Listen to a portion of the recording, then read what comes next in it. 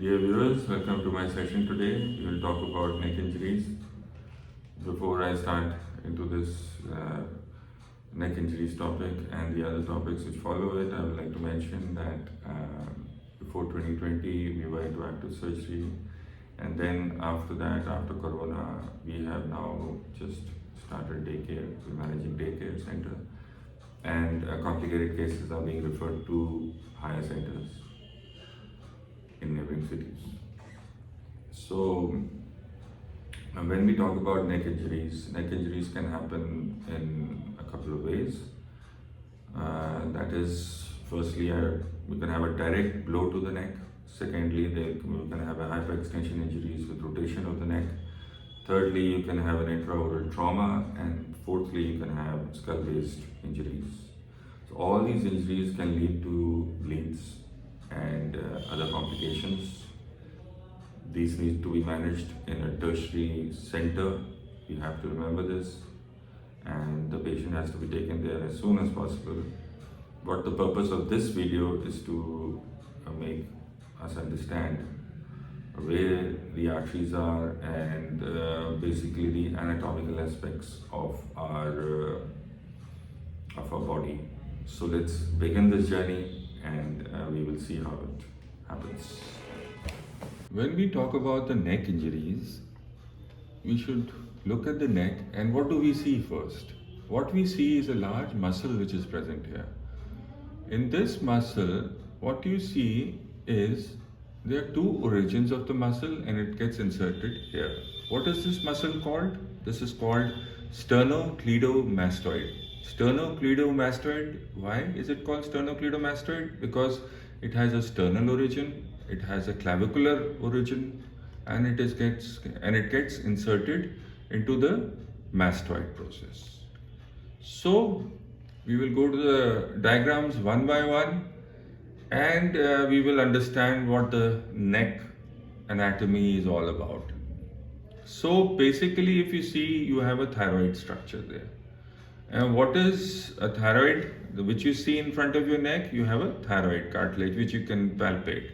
And above that is the hyoid bone. So if we talk about the supra and the infra hyoid structures, what are the muscles which will be below the sternocleidomastoid? You will have sternohyoid, you will have omohyoid, you will have thyroid, and you have the sternothyroid muscle. Above that, what you will see is above the hyoid, what will you see? You will see the hyoglossus. Glossus means tongue. So from the hyoid bone, the muscle is going into the tongue. Then you have the mylohyoid muscle. Then you have the digastric anterior belly and the posterior belly of the digastric muscle. So this is your jaw. You get a clear picture from this diagram. This is your jaw, this is the ear area, this is the back of the ear, which we call as mastoid, and you have all these muscles there. So now we have a brief idea of the muscles. We will go into the vessels which are below these muscles. Now, what are the vessels which are below these muscles? Let's start off with the simple anatomy. You have the digastric, which I have explained to you. And from the digastric muscle, you can see what are the vascular structures are below this.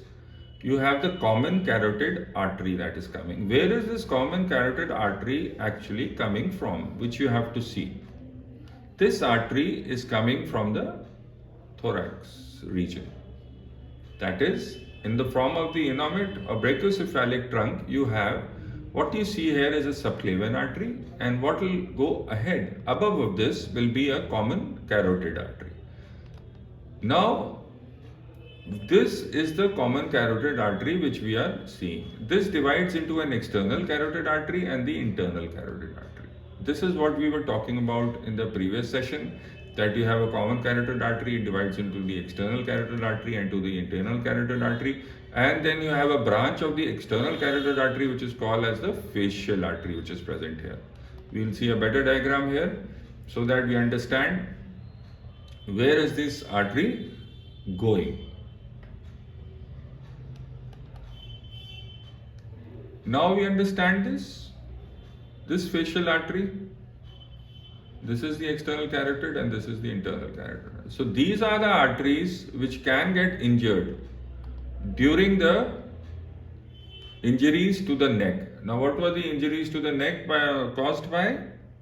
You have this direct flow, hyperextension with rotation.